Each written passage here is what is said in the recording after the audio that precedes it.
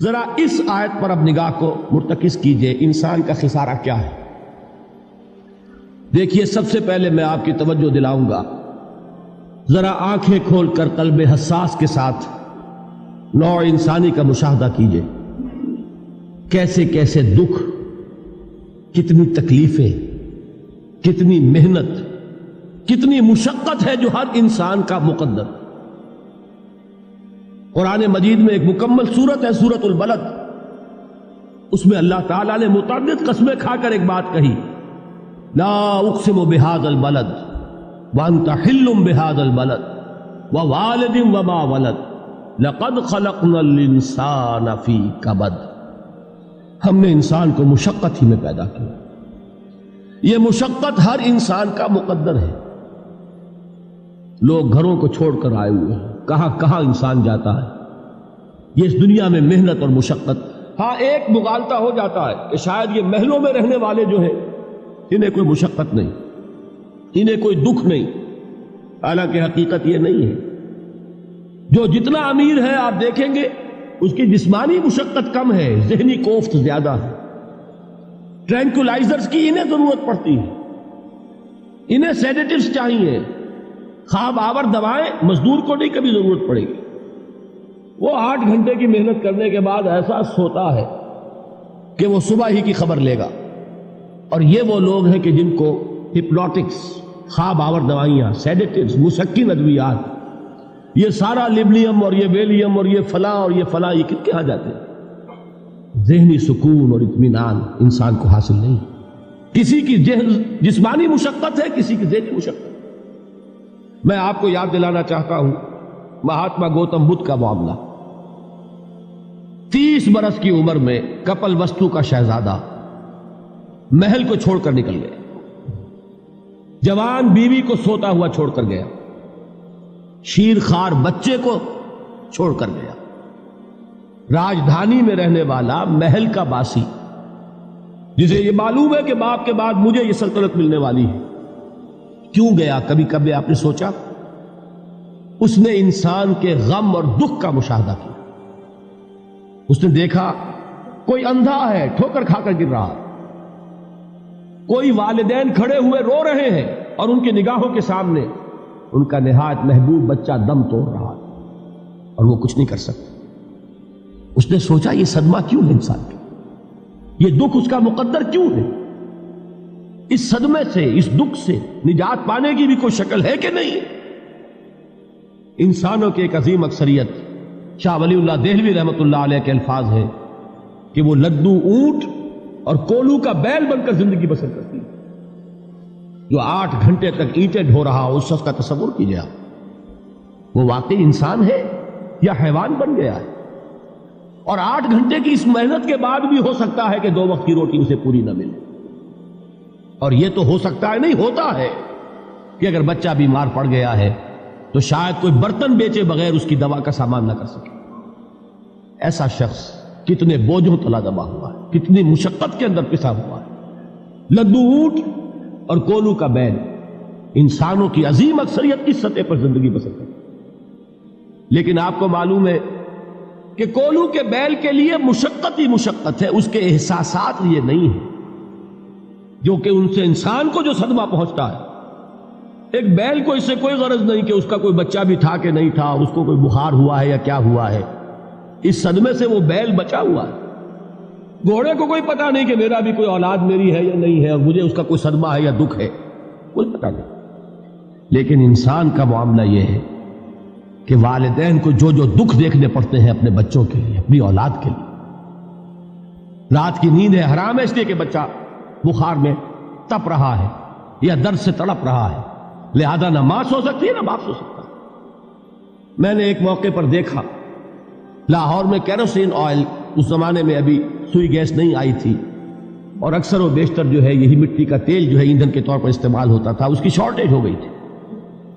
تو کئی فرلانگ لمبی قطاریں لگتی تھی ان دکانوں کے باہر، ڈپو کے باہر، اور ایسے منظر بھی کہ ایک خاتون برقع پوش، ایک گود میں بچے کو لیے ہوئے، ایک کی انگلی پکڑے ہوئے، بوتل ہاتھ میں لیے ہوئے تیل کے لیے، اور کئی گھنٹے کھڑی ہے دکان۔ یہ مشقت انسان جھیلتا ہے کہ نہیں؟ غالب نے اس کا نقشہ کھینچا ہے کہ رنج سے خوگر ہوا انسان تو مٹ جاتا ہے رنج. مشکلیں اتنی پڑی مجھ پر کہ آسان ہو گئی. ہم بھول جاتے ہیں، ورنہ واقعہ یہ کہ قلب حساس ہو اگر، اور قید حیات و بند غم اصل میں دونوں ایک ہیں. موت سے پہلے آدمی غم سے نجات پائے کیوں؟ اچھا یہ تو ہوا لقد خلقنا الانسان فی کبد. حیوانات کا معاملہ ایک اور اعتبار سے آسان ہے. ان سے کوئی محاسبہ بھی ہے کیا؟ کوئی جواب دہی بھی ہے؟ کوئی ان کو اللہ کے حضور میں کھڑے ہو کر اپنے اعمال کا حساب بھی دینا؟ نہیں. انسان کی یہ ٹریجڈی ہے، یہ المیہ ہے انسان. اس کو بھی قرآن مجید کی ایک سورت میں قسمیں کھا کر اذا السماء انشقت، اس کے بعد کیا فرمایا؟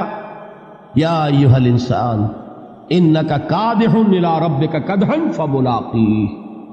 اے انسان، تیرا المیہ، تیری ٹریجڈی اس سے کہیں بڑھ کر ہے. تجھے صدمے پر صدمے جھیلتے ہوئے، مشقت پر مشقت برداشت کرتے ہوئے ایک روز اپنے رب کے حضور میں بھی کھڑا ہوگا، جواب دہی بھی کرنی. اس دن کے حساب سے، اس دن کے احساس سے جو بڑے بڑے ہماری امت کے عظیم جو گلے سرسبد ہیں، ان کا یہ حال آپ نے پڑھا ہوگا. حضرت ابوبکر صدیق رضی اللہ تعالی عنہ وہ ایک عجیب کیف کے عالم میں فرمایا کرتے تھے، کاش میں درختوں پر چہچہاتی ہوئی چڑیا ہوتا جس سے حساب کتاب نہیں ہوگا. کاش کہ میں گھاس کا تنکا ہوتا جو آج ہے اور کل آگ میں جلا دیا جاتا، ختم ہو جاتا، اس سے محاسبہ کوئی نہیں. وہ جس کے احساس سے کہ حضرت عمر جو ہے اپنے انتقال کے وقت سخت بے چین تھے. ان کے بیٹے حضرت عبداللہ ابن عمر رضی اللہ تعالیٰ عنہما نے ان کا سر جو ہے وہ اپنے زانوں پر رکھ لیا تو کہا نیچے ڈال دو. ایک عجیب بے کلی اور بے چینی. انہوں نے کہا ابا جان آپ کیوں پریشان ہیں؟ آپ تو عشرہ مبشرہ میں سے، آپ کو تو اللہ تعالیٰ نے جنت کی بشارت حضور کے ذریعے سے اس دنیا میں دی. حضرت عمر فرماتے ہیں کہ خدا کی قسم اگر قیامت کے دن عمر برابر سرابر پر چھوٹ گیا تو بہت بڑی کامیابی تصور. یہ احساس جن کو ہوتا، حضرت علی کا حال کیا ہوتا ہے؟ ابھی جو آپ نے حافظ صاحب سے سنا، یہ حضرت علی کا معاملہ ہے کہ ایک تیر پیوست ہو گیا تھا، کسی طرح نکل نہیں رہا تھا. حضرت علی نے فرمایا کہ اچھا چھوڑو مجھے، میں نماز کی نیت باندھتا ہوں. نماز کی نیت پڑھتے تھے تو لرزتے تھے، کانپتے تھے. کس کے سامنے کھڑا ہوں اور کس کے سامنے مجھے ایک دن جواب دہی کے لیے کھڑا ہونا ہوگا. لن تزولا قدم ابن آدم، حضور نے خبر دی ہے ابن آدم کے قدم ہل نہیں سکیں گے. جیسے مجرم کھڑا ہوتا ہے کٹہرے کے اندر، اس کٹہرے میں سے ہل نہیں سکو گے حتی یسأل عن خمس، جب تک کہ 5 چیزوں کا حساب نہ لے لیا جائے. وہ 5 چیزیں کیا ہے؟ کان کھول کر سنیے.